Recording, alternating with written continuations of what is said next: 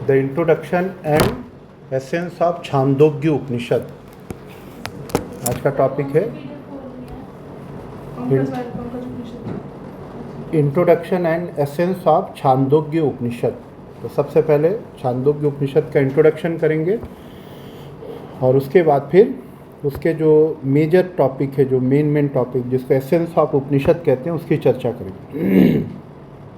तो first introduction, name of Upanishad Chandogya Upanishad. Chandogya Upanishad. Veda of Upanishad Samaveda. Samaveda और उसके बाद स्ट्रक्चर ऑफ उपनिषद, अध्याय। अध्याय के अंदर है खंड और खंड के अंदर है मंत्र। अध्याय, खंड एंड मंत्र। अध्याय, खंड एंड मंत्र। इसमें कुल 8 अध्याय हैं। कितने अध्याय हैं? 8 अध्याय हैं। फिर अलग अलग अध्याय में बहुत सारे खंड हैं और उसमें फिर बहुत सारे मंत्र हैं। तो मेजरली आपको इतने याद रखना है कि इसमें अध्याय कितने हैं? 8 अध्याय। और फिर उन अध्यायों में क्या है? अलग अलग खंड हैं। जैसे अगर आप पहले अध्याय को देखें तो उसमें 13 खंड हैं। फिर हर एक खंड के अंदर किसी में 10 मंत्र है, किसी में 15 मंत्र है, किसी में 20 मंत्र है। इस तरह से मंत्रों की संख्या। दूसरे में जाएंगे तो 24 खंड है। ऐसे करके विस्तार से उसका वर्णन। और हर खंड में कम से कम 5 से 10, 15, 20 मंत्र हैं। तो लमसम आप जोड़ लीजिए तो एक रफ डाटा आपको मिल जाएगा। अब कंटेंट ऑफ उपनिषद बात करते हैं। तो इस उपनिषद में मुख्य रूप से concept of Brahma, concept of Brahma and ब्रह्म साक्षात्कार के उपाय, ब्रह्म साक्षात्कार के उपाय, the means of Brahma realisation. और तो यहाँ कॉन्सेप्ट ऑफ ब्रह्म है, बट ब्रह्म साक्षात्कार का जो उपाय है उसे उद्गीत कहते हैं। उदगीत, उदगीत।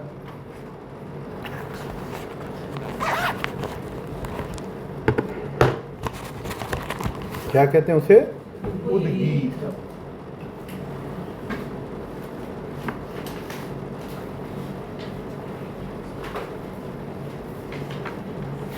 ठीक है। तो इसमें नेक्स्ट यौगिक कंपोनेंट, यौगिक component, the concept of yama and नियम,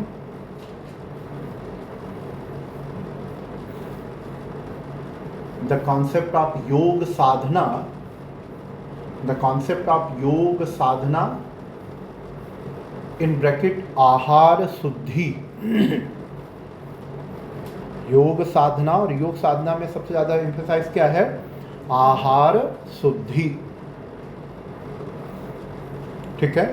then the concept of Omkar upasana, the concept of Omkar upasana, जिसे इस उपनिषद में उद्गीत कहा गया। उद्गीत, उद्गीत। इस उपनिषद का नाम है छांदोग्य उपनिषद। क्या नाम है इसका? छांदोग्य उपनिषद। तो छांदोग्य उपनिषद बना है छंद शब्द से। किससे? छंद। तो हम सामान्य तौर पर अपनी बात दूसरों को कहने के लिए जो सबसे ईजीएस्ट मोड है, दैट इज द लैंग्वेज। किसी से कुछ कहना, हम शब्दों का, वाक्यों का प्रयोग करते हैं। हम शब्दों का प्रयोग 2 प्रकार से करते हैं। एक भावहीन, we use words without emotions. दूसरा होता है भावयुक्त, we use words with emotions. तो जब हम अपनी बात इमोशन के साथ कन्वे करते हैं तो उसी वाक्य को छंद कह देते हैं। When we are going to express our whatever thoughts are going in the mind with the emotion, तो जब अपनी बात को हम भाव के साथ कहते हैं तो उसको कहते हैं छंद। तो chhand is also type of sentences, but what is the specialization और यूनिक फीचर कि उसमें क्या है, उसमें केवल शब्द नहीं है, जैसे राम फल खाता है, ये भी एक सेंटेंस, लेकिन जब इसमें इमोशन डाल दिए तो उसको क्या कहते हैं, वो वाक्य नहीं रह गया, that is not merely the sentence, it become the छंद। तो किसी को रियल में अपने भाव अभिव्यक्त करने हो तो हम शब्दों में मॉड्यूलेशन करते हैं, जैसे जितने गाने हैं है ना, कुछ सैड सॉन्ग होते हैं, कुछ ऐसे मोटिवेशनल सॉन्ग होते हैं, कुछ रोमांटिक सॉन्ग होते हैं, क्या है, we are just trying to convey our emotion. तो जब हम गाना सुनते हैं तो हम शब्दों पे ध्यान नहीं देते, हम तो उसके लय पे रहते हैं। तो जब हम भाव किसी में डाल देते हैं तो हम सामान्य तरह एक ही पिच पे नहीं बोलते, उसमें मॉड्यूलेशन होता है, उसमें अप्स एंड डाउन्स होते हैं। तो इसी तरीके से जब शब्दों के साथ हम भाव को अभिव्यक्त करते हैं तो उसी को मंत्र कहा गया, उसी को छंद कहा गया। इसमें शब्द तो हैं लेकिन क्या है, साथ में हमारे भाव भी जुड़े हुए हैं। तो संगीत भी क्या है कि शब्द प्लस भाव इक्वल टू संगीत। गीत संगीत क्या है, गीत इज ऑल्सो, जितने भी लिरिक्स होते हो सेंटेंसेस तो हैं, तो आप उनको दोनों तरीके से पढ़ सकते हैं, विदाउट एनी इमोशंस। कहीं पे भी कोई गाना लिखा आप उसको एक ही स्वर में पढ़ दीजिए, सेंटेंस ही तो है, लेकिन दूसरा उसके भाव के साथ पढ़िए। तो कहते हैं कि मनुष्य की जो सबसे यूनिक क्वालिटी है तो वो शब्दों के साथ अपने भाव भी व्यक्त कर सकता है।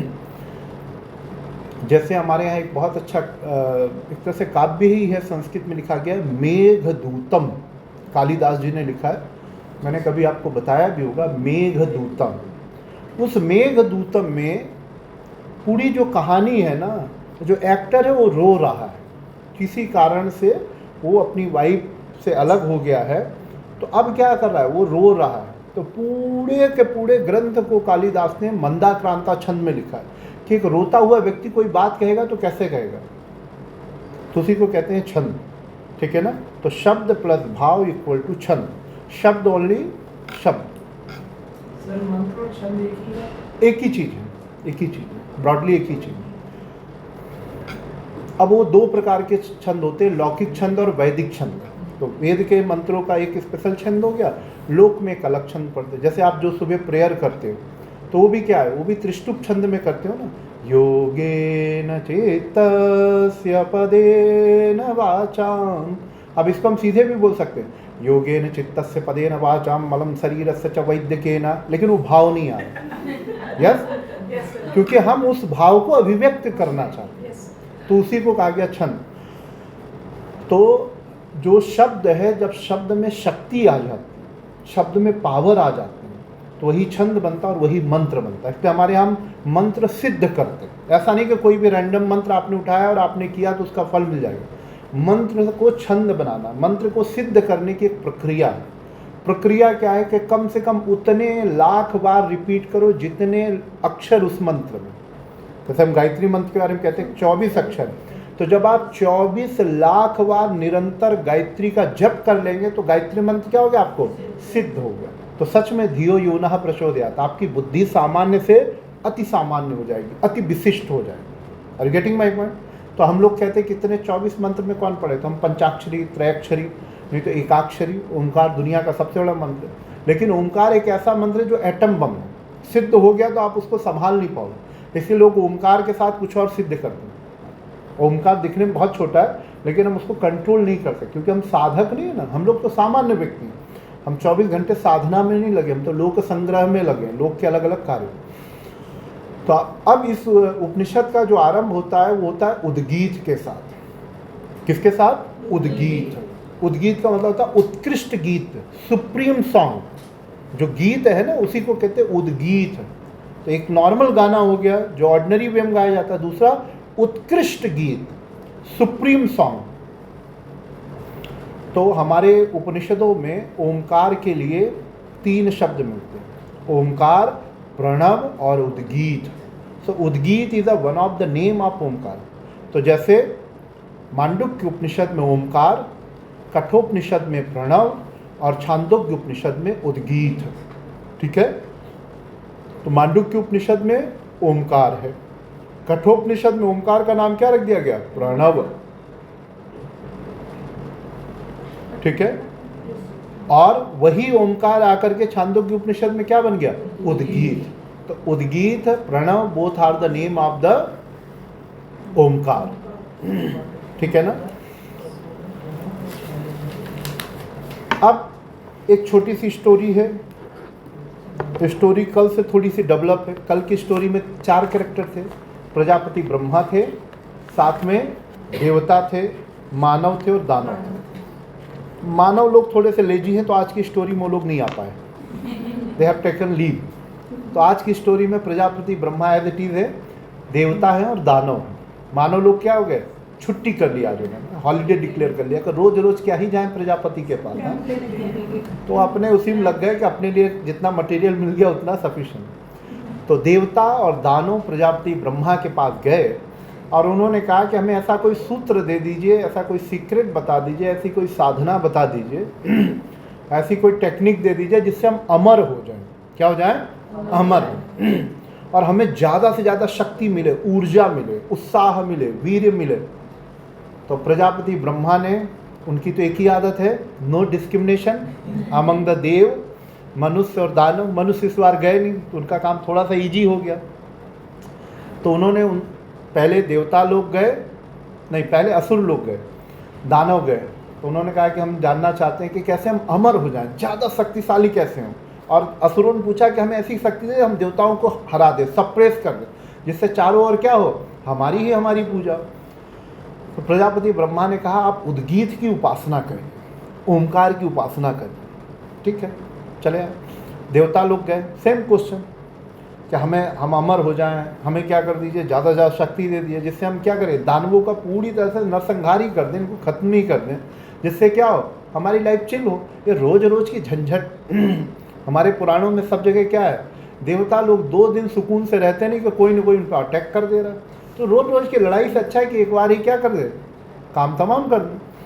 तो प्रजापति ब्रह्मा ने कहा कि हाँ बहुत अच्छा है, अगर आप ऐसा चाहते तो आप क्या करिए? उद्गीत की उपासना करिए। दोनों को सेम चीज़ दी, क्योंकि दोनों का लक्ष्य सेम था, अमृतत्व, ऊर्जा और दूसरे की पराजय, दूसरे को हराना। अब ये कहा जाता है बहुत ज़्यादा, ये उपनिषद में बहुत सिस्टमेटिकली बात नहीं है, लेकिन गुरु परंपरा में ये कही जाती है कि जो असुर या जो राक्षस आए, दानव आए, उन्होंने आकर के ओमकार की उपासना की, उद्गीत की। कैसे? Om, that is the technique adopted by the asura, danava, राक्षस। तो अब क्या, ओ बोलते बोलते वो क्या हो, उनकी ब्रीथ ही शॉर्ट हो जाए और उनकी एनर्जी खत्म हो जाए। देवता आए, देवताओं ने उपासना कैसे की? ओम।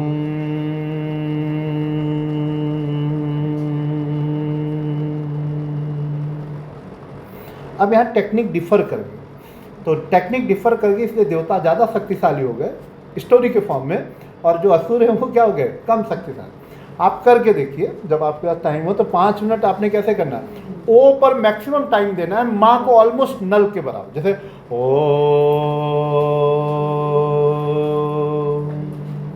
ठीक है।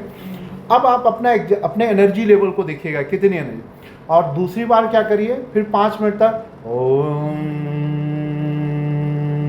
मतलब ओ को ऑलमोस्ट बस स्टार्ट करने के लिए, जैसे होता है ना बर्तुल स्टार्ट होता है ओम। अब आप देखेंगे कि ज़्यादा कूल, काम, कंपोज, कॉन्संट्रेटेड, एनर्जेटिक आप सेकंड वाले में रहेंगे, जो देवताओं ने अपना। अब ये कथा है, ये सही भी हो सकती है, गलत भी हो सकती है, ये किसी के सामने ऐसे घटी नहीं, लेकिन ये सारी स्टोरीज का एसेंस क्या होता है कि हमें ओंकार साधना कैसी करनी, देवता ने कैसी की, असुरों ने कैसी की, हमें कोई उससे बहुत ज़्यादा डायरेक्ट लेना देना नहीं है, हमें कैसे करना। क्योंकि हम लोग कैसे हैं, हम लोग प्रैग्मेटिक लोग हैं, स्वार्थी लोग हैं। देवताओं ने जो किया, असुरों ने जो किया, ये तो समझाने का एक तरीका होता है, और ये सब वास्तविक भी हो सकता है। वी कैन नॉट डिनाई, जो इसकी रियलिटी है ना, हम डिनाई नहीं कर सकते, लेकिन हम इसको कथा कहते हैं। कथा का मतलब both possible, it may not. हो गया यहाँ तक। तो फिर यहाँ से हमें जो है ओमकार साधना के लिए शब्द मिल गया उद्गीत। और उद्गीत क्या है, तो कहते हैं उद्गीत अष्टम रस है। 7 स्वर संगीत में होते हैं, सारे गामा पाधा निसा, तो ये 8वां स्वर उद्गीत को कहा गया, मतलब ओमकार को। कि ओमकार की उपासना करने से क्या होता है, हम उस सुप्रीम स्टेट में पहुंच जाते हैं, संगीत से भी व्यक्ति क्या करता है, समाधि तक जा सकता है। अष्टम स्वर। अष्टम स्वर कहा गया, अष्टम रस कहा गया, बेसिकली वो अष्टम रस अष्टम स्वर के बराबर है। तो संगीत भी ना समाधि तक जाने का एक बहुत सरल उपाय है। वहाँ नाद ब्रह्म की उपासना होती है। अलग अलग क्या होती हैं, अलग अलग राग होते हैं। अभी हम भैरवी गा रहे हैं, अभी हम प्रातःकाल का राग गा रहे हैं, इसका गा रहे हैं। तो कहते हैं अगर आप योग साधना नहीं करते हो, संगीत साधना करते हैं, तो उससे भी आप क्या है, उस अद्वैत अवस्था तक जा सकते हो, उस समाधि की अवस्था तक जा सकते हैं। और दूसरा उपाय क्या है जो हम योग वाले अपनाते हैं, है ना, कि यम नियम आसन प्राणायाम धीरे धीरे करते करते हमारा मन इतना, चित्त इतना शुद्ध हो गया, मन इतना शांत सकारात्मक हो गया कि हम उस चेतना का अनुभव कर लें। तो उन्होंने कहा कि इस पूरे के पूरे इस एसेंस, जितना भी डिस्कशन किया, इसका एसेंस क्या है कि हमें उद्गीत की उपासना करना चाहिए। ओंकार की उपासना उद्गीत के रूप में करना चाहिए, जिससे हम ज़्यादा से ज़्यादा ऊर्जा, ज़्यादा से ज़्यादा शक्ति, ज़्यादा से ज़्यादा संकल्प, ज़्यादा से ज़्यादा सामर्थ्य को क्या कर सकें, एकत्रित कर सकें, जिसको कहते हैं ना इनर स्ट्रेंथ डेवलप कर सकें। और जब इनर स्ट्रेंथ आती है तो दुनिया में कुछ भी कठिन नहीं लगता, क्योंकि सरल कठिन कुछ है नहीं, बस हमारी दृष्टि और हमारी कार्य करने की क्षमता से चीज़ें कठिन हो जाती है, सरल हो जाती है। क्योंकि अगर कोई भी मनुष्य एक काम को कर सकता है तो दूसरा मनुष्य उस काम को कर सकता है, ये जनरल थ्योरी। लेकिन दूसरा इसलिए नहीं कर पाता क्योंकि हमें अपनी क्षमताओं का, अपनी शक्ति का, अपने सामर्थ्य का हमें कभी ज्ञान नहीं हुआ। जिसने हिडन चाइल्ड मेथड किया उसको ज्ञान हो गया। तो इस तरह से इसको कहते हैं प्रणव उपासना या ओंकार उपासना। और यहाँ के लिए सही शब्द क्या है, उद्गीत उपासना। पूरे उपनिषदों में एक चीज़ आप लोगों को जानना चाहिए कि लक्ष्य है that is the Brahma sakshatkar, realization of that supreme soul, supreme self. और उसकी जो विधि है ना, the easiest method of Brahma realization that is the Omkar sadhana, specially in principal Upanishad. Principal Upanishad का एसेंस क्या है कि जीवन का लक्ष्य क्या है, उस जो ब्रह्म मतलब जो इनफाइनाइट है उसका अनुभव कर लेना, सत्यम ज्ञानम अनंतम ब्रह्म। उसकी विधि क्या बताई गई, तो उसकी विधि यहाँ पे है ओंकार, प्रणव, उद्गीत। कि जब आप उद्गीत की साधना करेंगे धीरे धीरे धीरे धीरे धीरे हमारी जो अवेयरनेस है, हमारी जो कॉन्शियसनेस है वो एक्सपेंड होते होते क्या होगी, एक दिन हम उसमें मर्ज कर जाएंगे, हम इनफाइनाइट बन जाएंगे। तो ये पूरे उपनिषदों का मैं आपको एसेंस बता रहा हूँ, क्योंकि उपनिषद क्या है, फिलॉसफिकल टेक्स्ट है। तो ये बहुत ज़्यादा आसन की बात नहीं करेंगे, बहुत ज़्यादा प्राणायाम की बात नहीं करेंगे। इन्होंने कहा लक्ष्य इज ब्रह्म साक्षात्कार, विधि इज ओंकार उपासना, प्रणव उपासना या उद्गीत उपासना। यहाँ तक बात समझ में आ गई। अब दूसरा टॉपिक है the concept of yama and niyama in Chandogya Upanishad. The concept of yama and niyama in Chandogya Upanishad.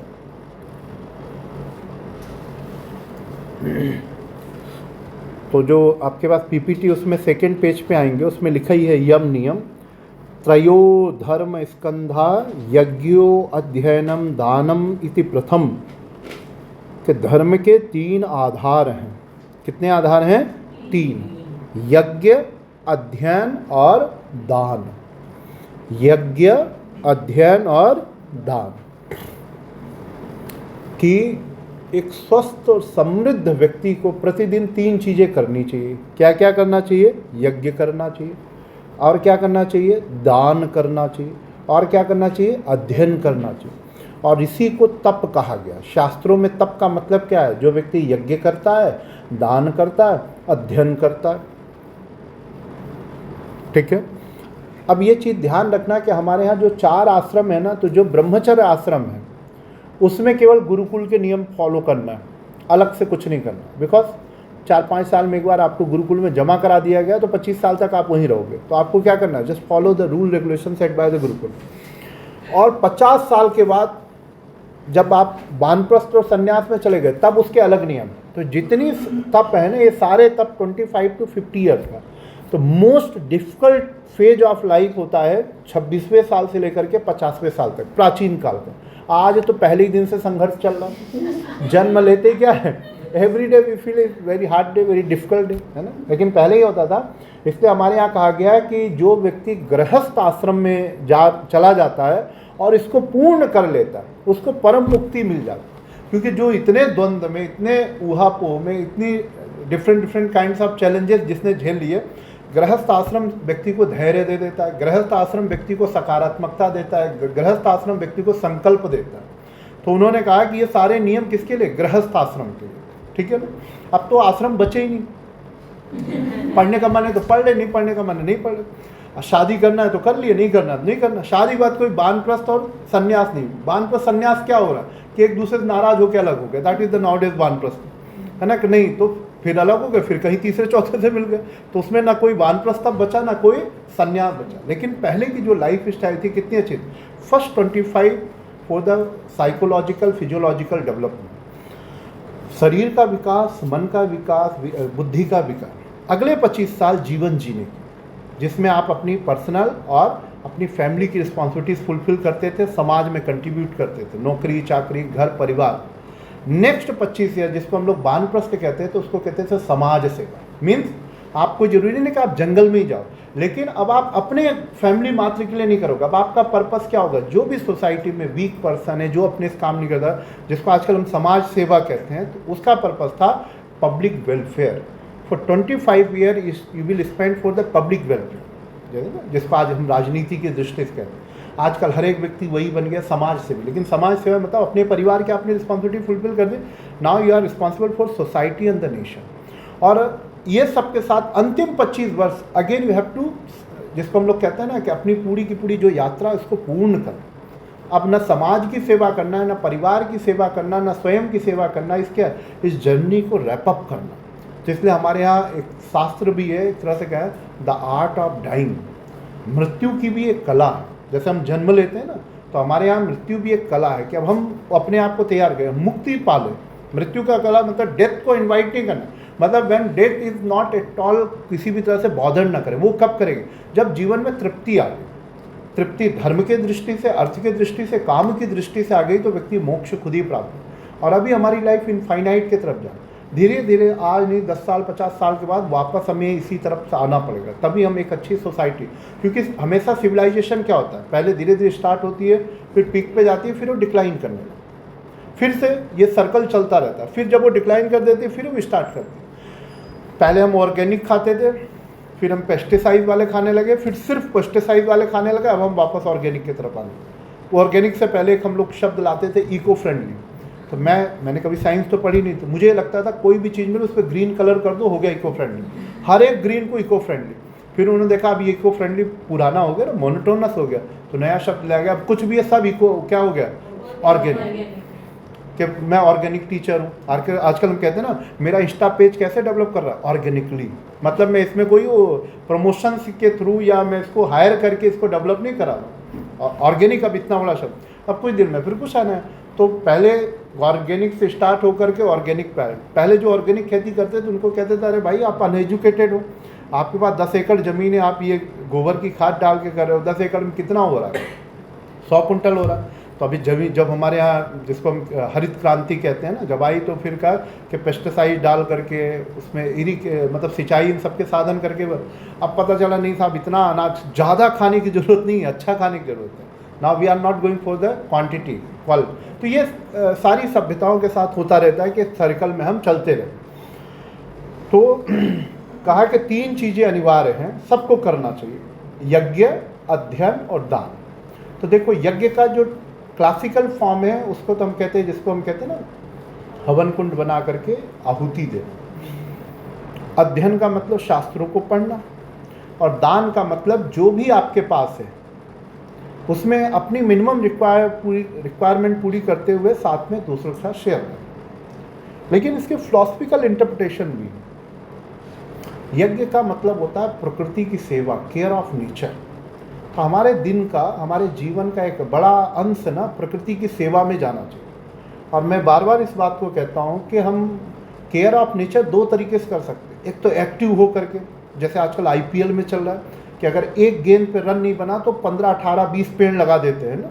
तो एक तो है कि पूरे पेड़ लगाते जाए पूरे देश में, ये क्या है ना, पेड़ लगा रहे। नदियाँ साफ कर रहे हैं, जैसे ईशा के जो जग्गी वासुदेव जी हैं, सदगुरु ने किया था ना, रैली फॉर रिवर। एक तो उस तरह से इंटेंसिव काम करना चालू कर। लेकिन मैं कहता हूँ इसकी कोई करने की खास ज़रूरत नहीं है। बस इतना है, हम पैसिवली प्रकृति की सेवा करें, अपने तरफ से प्रकृति में कोई प्रदूषण न करें। अपनी तरफ से ज़िंदगी में एक भी पेड़ नहीं लगाया, कोई दिक्कत नहीं, अपने तरफ से एक पेड़ काटो मत, एक भी पेड़ मत काटो। आपने नदियाँ साफ नहीं की, कोई बात नहीं, आप नदियों को गंदगी मत करो। आप ऋषिकेश जा रहे हो, जहाँ भी जा रहे हो, जिस भी प्रकार से उस जल की शुद्ध, क्योंकि नदियों में अपनी शक्ति है तो अपने को शुद्ध कर लेते हैं। बरसात आती इसलिए है, उनका क्या क्लीनिंग पे, तो हमें कुछ करने की ज़रूरत नहीं। तो पैसिवली अगर हम प्रदूषण ना फैलाएं, ये भी बहुत बड़ी प्रकृति की सेवा है। क्या करें, किसी भी तरह का प्रदूषण, चाहे वो नॉइस पॉल्यूशन हो, चाहे वो डस्ट पॉल, कोई भी फॉर्म, इतना तो हम कर ही सकते हैं ना भाई। मैं सोलर पावर प्लांट अपने यहाँ ना लगाऊं, लेकिन अपने घर की लाइट जब जरूरी हो तभी लगाऊं। अब इस रूम में वैसे लाइट जलाने की कोई ज़रूरत नहीं, चल रहा मिनिमम से, ना पंखे की जरूरत, एसी के लिए चाहिए तो इतना चल। तो हम पैसिवली भी प्रकृति की सेवा कर सकते हैं और इससे वही पुण्य मिलेगा जो हम यज्ञ में आहुति डालें। अब उसका भी दर्शन यही था कि यज्ञ करने के लिए अगर आपने प्रकृति को संरक्षण, पहले कहा जाता था जन्म के साथ 5 वृक्ष लगाने चाहिए कि कम से कम मृत्यु के समय वो वृक्ष की लकड़ियाँ काम में आए, उसका एक दर्शन। तो जितना कुछ हम यज्ञ में करते हैं ना, वो सब प्रकृति। तो अगर प्रकृति नहीं होगी तो आप यज्ञ नहीं कर सकते। समिधा आपको चाहिए, घृत आपको चाहिए, तो आप देखिए पूरा इकोसिस्टम उस यज्ञ पे डिपेंडेंट है। तो अगर हम उस साक्षात यज्ञ को ना करें, तो अगर हम प्रकृति की सेवा करें, पैसिवली पहले करें, फिर जितना हो सके एक्टिवली करें, क्योंकि धरती में अपने आप पेड़ लग रहे। बहुत जगह ये जो बड़े बड़े जंगल है, इसमें हमने कहीं जाकर के पेड़ नहीं लगाए, तो खुद ही हुए ना, क्योंकि प्रकृति है, उसका पूरा एक इकोसिस्टम। एक चिड़िया यहाँ से दाना उठाएगी, वहाँ डाल देगी, वहाँ से उठाएगी, वहाँ डालेगी, उसका पूरा, बस हमें उसको डिस्ट्रक्शन नहीं करना।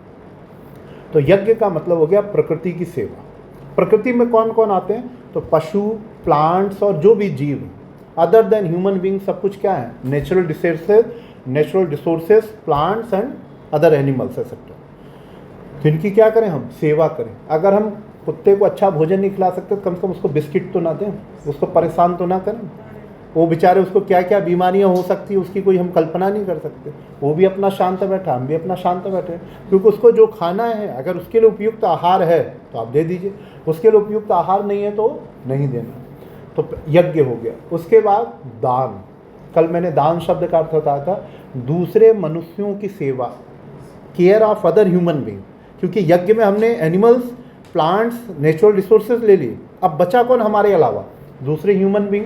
तो it start from our parents, अपने माता पिता की सेवा करना, अपने जो परिवारजन उनके सेवा करना, और साथ में समाज में जो भी अपनी सेवा नहीं कर सकते। 2 ही लोग होते हैं, एक बच्चे बूढ़े और दूसरे जो फिजिकली डिसेबल लोग होते हैं, उनकी हम जितनी सेवा कर सकते। ये नहीं कि सारा उसी में करना है, जो भी मिनिमम वे में आप कर सकते हो, it is also our responsibility. और सबसे लास्ट में अध्ययन का मतलब होता है स्वाध्याय। तो स्वयं को पढ़ना नहीं, स्वयं की भी सेवा करना। स्वयं की सेवा कैसे, अच्छी डेली रूटीन के द्वारा, अच्छे भोजन के द्वारा।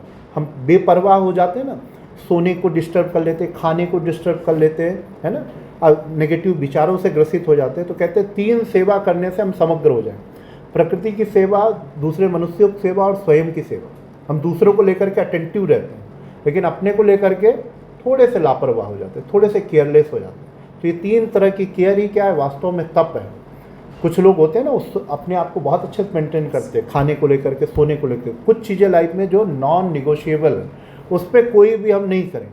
फिर अगेन मैं कहता हूँ कि महीने में 2 दिन 3 दिन इमरजेंसी में everything is accepted, but if you have a set routine around 25 to 26, 27 days, then your mind, body always will be healthy, happy, harmonized। Clear हो गया ये? तो कहते हैं त्रयो धर्म स्कंधो, कि जीवन के 3 ही तो आधार हैं, अच्छे नेचुरल रिसोर्सेस, अच्छे प्लांट्स, अच्छे एनिमल्स हैं, अच्छे हमारे फैमिली, सोसाइटी और नेशन के लोग हैं। मैं स्वस्थ हूँ, इससे ज़्यादा और चाहिए क्या। सर्वे भवन्तु सुखिनः, सर्वे सन्तु निरामया, सर्वे भद्राणि पश्यन्तु मा कश्चित् दुःखभाग् भवेत्। यही तो हमारी प्रार्थना है ना, संगच्छध्वं संवदध्वं संभो मनांसी जानताम देवा भागम यथा पूर्वे संजाना न उपासते। ये हमारी प्रार्थनाएं तो यही हैं। हम परमात्मा से भी तो यही मांग रहे हैं। प्रेयर किससे कर रहे हैं, सुप्रीम से, कि सबको सुखी कर दो, सबको ये। तो वो कब होगा, जब हम अपना एक्टिव कंट्रीब्यूशन भी किसी न किसी रूप में देंगे। ठीक है। अब इसके साथ और कुछ चीज़ों को भी कहा गया कि बेसिकली छांदोग्य उपनिषद ये कहता है कि जब एक शिष्य अपनी शिक्षा पूरी कर लेता है, मतलब गुरुकुल में जाता है, और गुरुकुल में पढ़ने के बाद जब अपनी पूरी शिक्षा कर लेता है 25 साल तक, जिसको आप ग्रेजुएट कह लीजिए, पीजी कह लीजिए, डॉक्टरेट कह लीजिए, जो आपका मन करे वो कह लीजिए, है ना। पहले स्नातक होता था, ग्रेजुएट इज़ बहुत बड़ी चीज़। किसी उपनिषद में तो ऐसी कथा आती कि एक बार ना एक व्यक्ति ग्रेजुएट होके गुरुकुल से घर लौट रहा था, और उसी समय दूसरे तरफ से राजा अपनी सवारी से कहीं जा रहा था। रोड एक ही, इधर ग्रेजुएट आ रहा, और ग्रेजुएट को बड़े सम्मान से लाया जाता था क्योंकि शिक्षा का बड़ा महत्व था कि जब आप ग्रेजुएशन कर लेते, आज भी हम लोग कन्वोकेशन में जाते हैं तो वहाँ हू हल्ला करने के अलावा और कुछ ज़्यादा नहीं करते हैं। तो ग्रेजुएशन के बाद जब उस व्यक्ति को घर लाया जाता था तो घर परिवार के 10, 25, 30 लोग जाते थे और उसको लेके आते थे बड़े सम्मान के साथ। क्यों? क्योंकि वो अब कुल वंश परंपरा को आगे बढ़ाए। तो ऐसी कथा आती कि एक बार राजा आ रहा है इधर से और इधर से ग्रेजुएट जा रहा है। अब रोड सक्रिय, अब किसी एक को नीचे उतरना पड़ेगा। बहुत देर तक आचार्यों ने विमर्श किया कि ग्रेजुएट नीचे उतरे, राजा की सवारी निकल जाए, या राजा नीचे उतरे, ग्रेजुएट की सवारी निकल जाए। और लास्ट में कंक्लूजन ये निकला कि राजा को नीचे उतरना पड़ेगा, क्योंकि राजा का पहला कर्तव्य अपने नागरिकों को सम्मान देना, और वो ग्रेजुएट होकर के आ रहा है। तो ग्रेजुएट होकर के आ रहा है तो सम्मान कौन देगा? राजा। फिर राजा सा सम्मान नीचे उतरे, ग्रेजुएट गया। मतलब इतनी शिक्षा की इम्पोर्टेंस थी। ये कथाएं हो सकता है ऐसी घटना कभी ना घटी हुई हो, लेकिन इससे हमें शिक्षा, क्योंकि शिक्षा से हमें संस्कार मिलता, व्यवहार मिलता। एक आदर्श व्यक्ति ही एक आदर्श समाज, एक आदर्श परिवार, एक आदर्श राष्ट्र की स्थापना कर सकता है। आज हमारी शिक्षाओं में ही तो विकृति है, बाकी क्या है? खा पी तो हम रही, आसुरी प्रवृत्ति तो बाल्टी भर भर के हम में आ रही। अच्छी प्रवृत्ति है ना, अच्छी प्रवृत्ति का ही अभाव आ रहा है, और हम लोग एक्टिव लर्नर बहुत कम है। मनुष्य की सबसे बड़ी विशेषता एक वो रैशनल है, और सबसे बड़ी नेगेटिव विशेषता को डल है। हम पैसिवली सीखते हैं। एक्टिवली आपको 1000 उपदेश कोई दे दिया जाने, लेकिन पैसिवली हम बहुत जल्दी सीखते हैं। अगर आपके घर का नियम है कि आपने खाना खाने के बाद जूठा बर्तन धो नहीं सकते तो कम से कम सिंक में रख दो। अगर सब लोग कर रहे हैं ना, तो जो घर में नया मेहमान आएगा, छोटा हो, कुछ दिन में उसका रूटीन बन जाएगा। लेकिन उसको सिखाओ, अपना प्लेट वहाँ छोड़ के सिखाओ कि इसको वहाँ रख के आओ, 1 दिन 2 दिन तीसरे दिन उसको नहीं करेगा। तो एज ए ह्यूमन बीइंग हम मोस्ट डल प्राणी हैं इस धरती पे। अगर सबसे कोई लेथार्जिक है ना, वो ह्यूमन बीइंग, चाहे कोई कितना ही अपने को एक्टिव मान, लेकिन हम पैसिवली सीख लेते हैं, क्योंकि पैसिवली हमारे ईगो को कोई हर्ट नहीं करता। तो किसी को कुछ भी सिखाना हो, पैसिवली आप करते जाइए, धीरे धीरे धीरे धीरे धीरे। जैसे कहीं अच्छा भजन चल रहा हो, जैसे इस्कॉन टेम्पल आप चले गए या किसी दरगाह चले गए, कव्वाली चल रही, जाके आप बैठ जाइए। 5 मिनट, 7 मिनट, 10 मिनट बाद आपने झूमना चालू कर देना। क्यों? क्योंकि अब पूरा माहौल है। धीरे धीरे धीरे धीरे धीरे धीरे हो सकता है आप नृत्य करना भी आरंभ कर दें।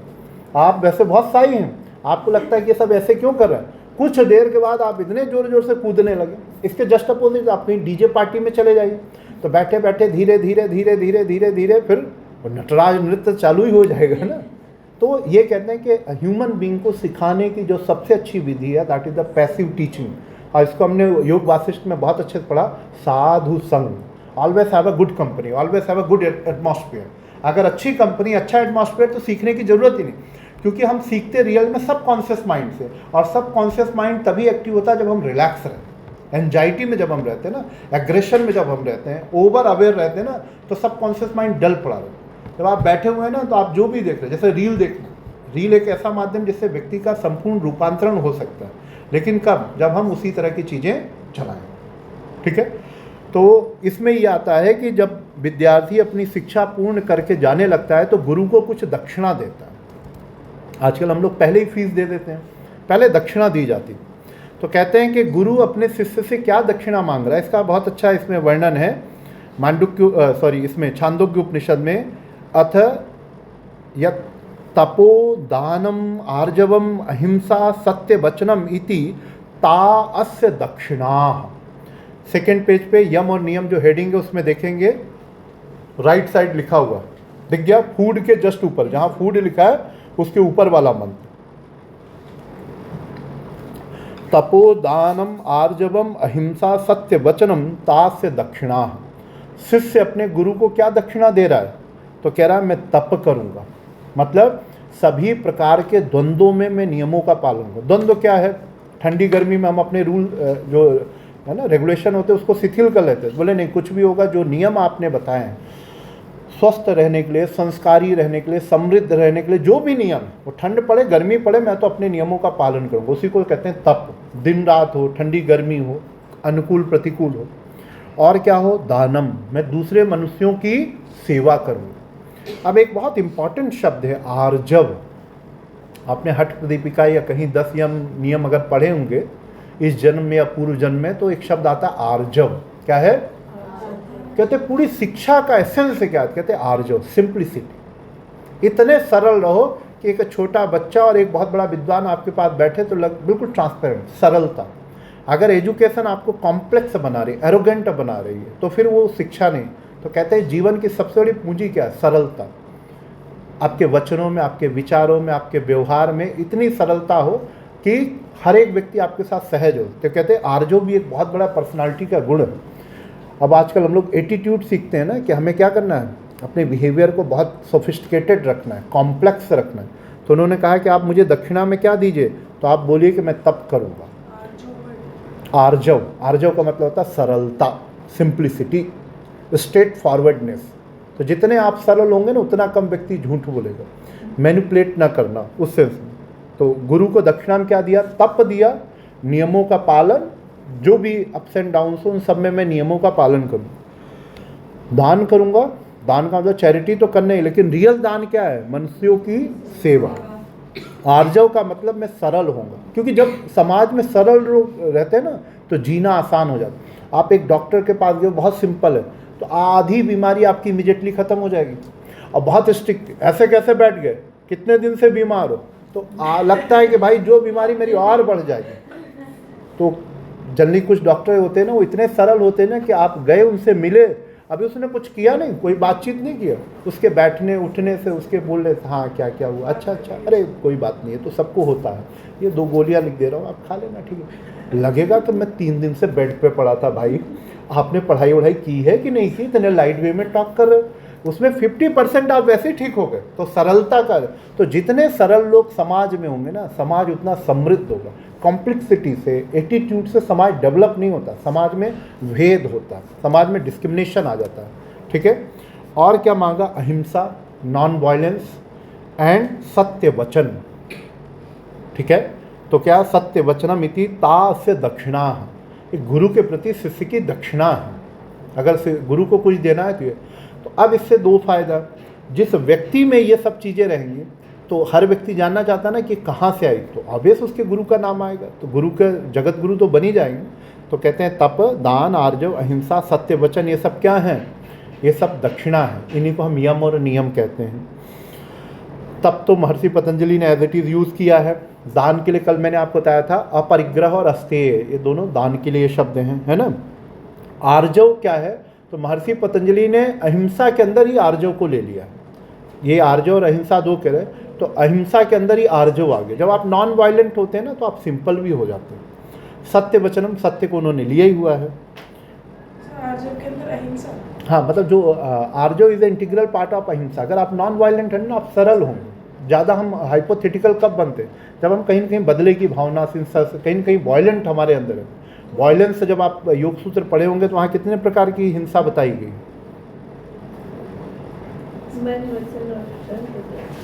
अरे योग सूत्र में, चलो कोई बात नहीं, अभी तो मैं पढ़ाऊँगा तो बताऊँ। 80 से ज़्यादा प्रकार की हिंसा होती है भाई, मोर देन 80 टाइप्स, ठीक है ना। वायलेंस कितने तरह का होता है? 80 से भी ज़्यादा। जैसे मैं आपको 1-2 लाइन में समझाता हूँ। अस्तेय इज ऑल्सो वायलेंस, लेकिन कैसा वायलेंस है? मेंटल वायलेंस है। किसी का सामान रखा है, आप लेके निकल गए, अब उसको फिजिकली कोई हार्म नहीं हुआ, लेकिन मेंटली उसका टॉर्चर हो गया ना, मेंटल टॉर्चर हम कहते हैं, that is also violence. Social violence होता है, जिसको हम कहते हैं परिग्रह। आप समाज में, अभी जैसे आजकल हमारे यहाँ चल रहा ना, तेल और पेट्रोल को लेकर के, जो भी मार्केट में अवेलेबल वस्तु, आप सब उसको क्या करिए, अपने पास स्टोर कर लीजिए। अब आप क्या करें? सोशल वायलेंस करें, क्योंकि जैसे आपने स्टोर किया, तो जो नीडी पर्सन है, ही और she is not able to buy it, वो परचेस नहीं कर पाएगा। तो अपरिग्रह क्या है? सोशल वायलेंस, ठीक है। और एक जो फिजिकल वायलेंस हो तो दिखता है फिजिकल, तो वहाँ पे जब हमने पढ़ा था ना, क्रोध पूर्वक, लोभ पूर्वक, मोह पूर्वक, लोभ क्रोध मोह पूर्वक, मृदु, मध्य, अधिमात्र, कृत, कारित, अनुमोदित, ऐसे करके उसके कॉम्बिनेशन 80 से ज़्यादा प्रकार की हिंसाएं बताई। तो हम जो हिंसा करते हो कितने प्रकार की? मोर देन 80 से भी ज़्यादा, ठीक है। चलिए, अब 2 कॉन्सेप्ट हैं। एक कॉन्सेप्ट है साधना का, जिसमें योग साधना में हमने आहार कहा। तो एक बहुत फेमस ये मंत्र है, आपने कई बार सुना होगा, आहार शुद्धौ सत्व शुद्धि ही, सत्व शुद्धौ ध्रुवा स्मृति ही, स्मृति लंबे सर्व ग्रंथि नाम विप्रमोक्षा। तो कहते हैं साधना का सूत्र क्या है? तो कहते हैं, आपने वहाँ पर भी देखा होगा हठ प्रदीपिका इत्यादि में, तो वहाँ पर कहा गया है कि mitahara is the one of the essential component of the pranayama. प्राणायाम के स्थान काल के साथ मिताहार को बहुत इंपॉर्टेंट बताया है ना। कान तक खाना खा के और इतना ज़्यादा खा के आप साधना नहीं कर सकते, स्पेशली प्राणायाम इत्यादि। तो उन्होंने कहा कि आहार शुद्धौ सत्व शुद्धि, सत्व शुद्धौ ध्रुवा स्मृति, स्मृति लंबे सर्व ग्रंथि नाम विप्रमोक्षा। अब समझते हैं। तो आहार का मतलब गीता में मैंने आपको समझाया था कि जो कुछ भी हम अपनी पांचों ज्ञानेंद्रियों से ग्रहण करते हैं, इनटेक और इनपुट, तो अगर हमें अपने व्यक्तित्व को, अपने विचारों को, अपने संस्कारों को, अपने जितने भी हमारे अंदर जो भी चल रहा विश्वासों को अगर शुद्ध करना है, तो शुद्ध करने की एक ही विधि है कि अपने इनपुट से सही करें। जो भी आप ग्रहण कर रहे हैं ना, उसको क्या करें, शुद्ध करें। तो आहार शुद्ध हो, if we purify our intake, तो क्या होता है, सत्व शुद्धि ही, automatically our personality, our behaviour will be purified. क्योंकि हम गवर्न किससे होते हैं, इनपुट से। जैसा इनपुट होगा आउटपुट ऑटोमेटिकली आएगा। So you can not control your personality, but you can control your cognition, your learning. आप जो प्राप्त कर रहे हैं ना, उसको आप कंट्रोल कर सकते हैं। क्या सीखेंगे, कैसे सीखेंगे, कितना सीखेंगे, इट में भी कंट्रोल, लेकिन कैसा व्यवहार करेंगे नहीं। जैसा इनपुट होगा ऑटोमेटिकली वैसा बिहेवियर होता जाएगा। अगर आपने अच्छा इनपुट लिया तो आपका बिहेवियर क्या होगा, अच्छा होते जाएगा। और अगर हम इसको बहुत कन्फाइंड सेंस में फूड के लिए भी कहते हैं, तो हमारा शरीर और हमारा मन किससे बन रहा है, भोजन से। तो जितना शुद्ध भोजन हम करेंगे, जितना सात्विक भोजन हम करेंगे, जितना युक्ताहार और मिताहार हम लेंगे, उतना स्वस्थ सुंदर शरीर, उतना स्वस्थ और सजग मन होगा। ठीक है, यहाँ तक बातें। आहार शुद्धौ सत्व शुद्धि, सत्व का मतलब होता है माइंड। तो अगर आपको अपने माइंड को, चित्त को शुद्ध करना है, तो क्या करिए, अपने इनपुट्स को शुद्ध कर लीजिए। ठीक है ना। सत्व शुद्धौ, जब आपका सत्व शुद्धि होगी तो क्या होगा, ध्रुवा स्मृति ही। तब हमें ज्ञान होगा कि हम शरीर नहीं है, इंद्रिय नहीं है, मन नहीं है, बुद्धि नहीं है, हम तो क्या है, वो परम तत्व है। हमारा सच्चिदानंद हमारा स्वरूप है, ध्रुवा स्मृति। और जब हमें ये याद आ जाएगा कि हम इससे बियॉन्ड है, we are beyond the body, mind, senses, intellect, तो हम कौन है, हम वो आनंद स्वरूप है, वो चेतना है। तो स्मृति लंबे सर्व ग्रंथि नाम विप्रमोक्षा। जैसे हमें हमारे स्वरूप का आभास होगा, तो हम क्या करेंगे, साधना करके उसका अनुभव करेंगे। और जैसे जिस दिन हमने अपने स्वरूप का अनुभव कर लिया, तदा दृष्टु स्वरूपे अवस्थानम, तो एक ही चीज़ जीवन में हो जाएगी। जो द्वंद्व है ना, मैं ऐसा, क्योंकि अभी हम कम से कम 3 पर्सनालिटी जीते हैं, शरीर के स्तर पर 1, मन के स्तर पर 2, बुद्धि के स्तर 3, शरीर में इंद्रियां भी आ जाए।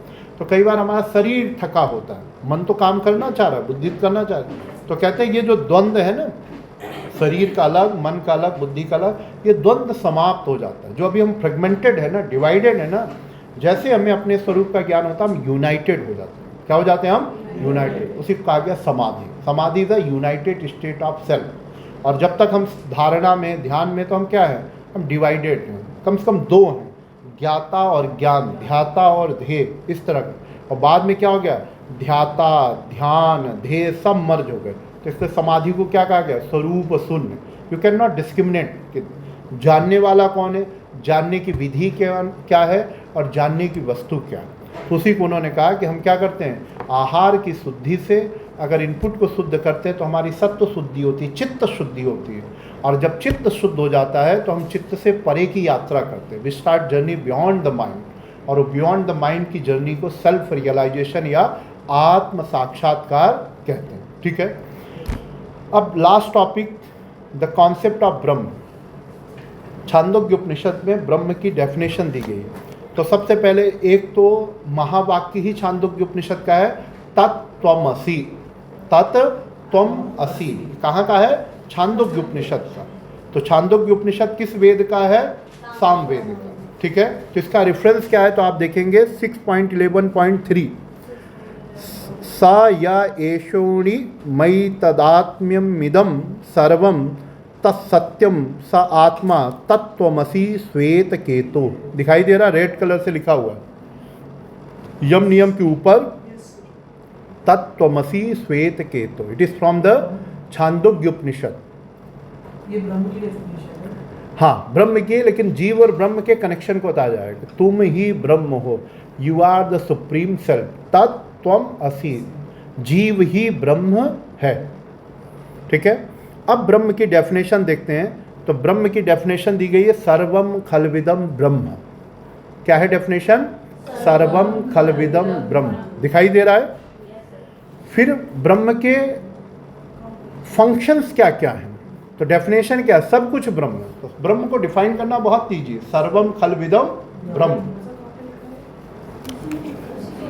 ब्रह्म स्वरूप में देखिए, लेफ्ट साइड में लिखा है जहाँ ये अभी पहले वाला था ये डेफिनेशन। सर्वम खलविदम ब्रह्म, ये क्या है? ब्रह्म की डेफिनेशन। अब कहा गया कि ब्रह्म के फंक्शन क्या क्या हैं। तो शब्द आया तज्जलान शांत उपासीत।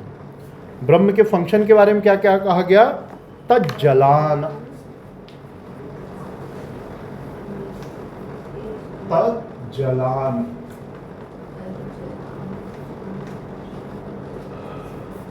तो तीन शब्द हैं, जा, फिर ला, फिर अन। तो कहते हैं ब्रह्म क्या है? तो ब्रह्म इस ब्रह्मांड को, जा मतलब जन्म देता। दिस यूनिवर्स इज प्रोड्यूस्ड और मैनिफेस्टेड बाय द ब्रह्म। जलान शब्द क्या है? जलान। तो जा का मतलब क्या है? जन्म, उत्पन्न होना, मैनिफेस्ट होना, अभिव्यक्त होना। ठीक है। फिर ला का मतलब है लय होना, डिस्ट्रॉय होना, डिसअपेयर होना, और जिसको हम कहते हैं कंप्रेस हो जाना। जहां से एक्सप्रेस हुआ था उसी में आकर के कंप्रेस हो जाना, सप्रेस हो जाना। तो जन्म का कारण कौन है? ब्रह्म। लय, नाश का कारण कौन है? ब्रह्म। और अन्न का मतलब होता है जीवन। प्राण शब्द अन्न से ही बना। तो तीन काम है, ब्रह्मांड को उत्पन्न करना या व्यक्त करना, इसको मेंटेन करना, और बाद में इसको व्यक्त से अनभिव्यक्त कर देना, अपेयर से डिसअपेयर कर देना। तो ब्रह्म के तीन हमें फंक्शन बताए। Brahm is the root cause of evolution of this universe, maintenance of this universe and dissolution of this. ठीक है। तो इसलिए कहा सर्वम खलविदम ब्रह्म, और फिर कहा गया तज्जलान। क्या कहा गया? तज्जलान। अब हमारे लिए अगला सेंटेंस आया शांत उपासीत। शांत उपासीत। अगर हमें परम शांति चाहिए, if we are looking for supreme peace, then हमें क्या करना चाहिए?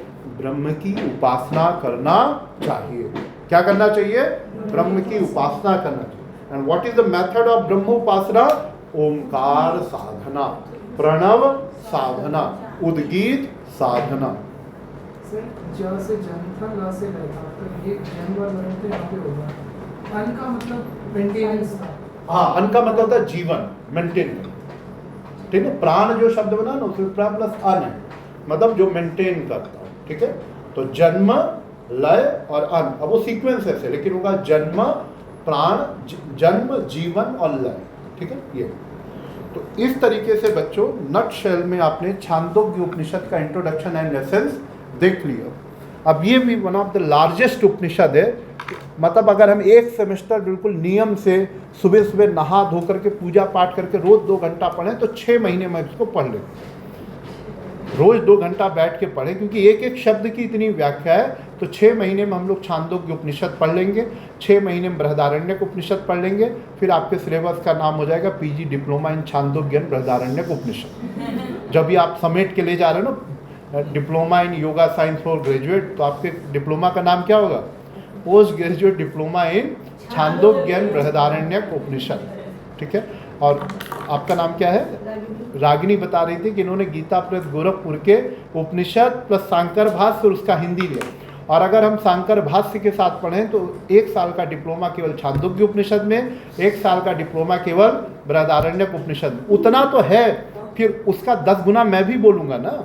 जितना किताब में लिखा उतने से काम नहीं चलेगा ना, उसका 10x तो मैं भी बोलूँगा ना, क्योंकि आपको बहुत सारी स्टोरी सुनाऊंगा, बहुत सारे एग्जाम्पल दूंगा, बहुत सारी बीच बीच में बेफालतू की बात करूंगा जिससे आप मुझे सुने। अगर मैं बेफालतू की बात नॉनसेंस ना करूं तो आप लोग तो खोए रहते ना कि अभी तो ज्ञान की बात चल रही, तो हाँ कोई बात नहीं सर कंटिन्यू, हाँ कुछ आया, हाँ हाँ ये मसाला आया, चलो। तो इस तरह से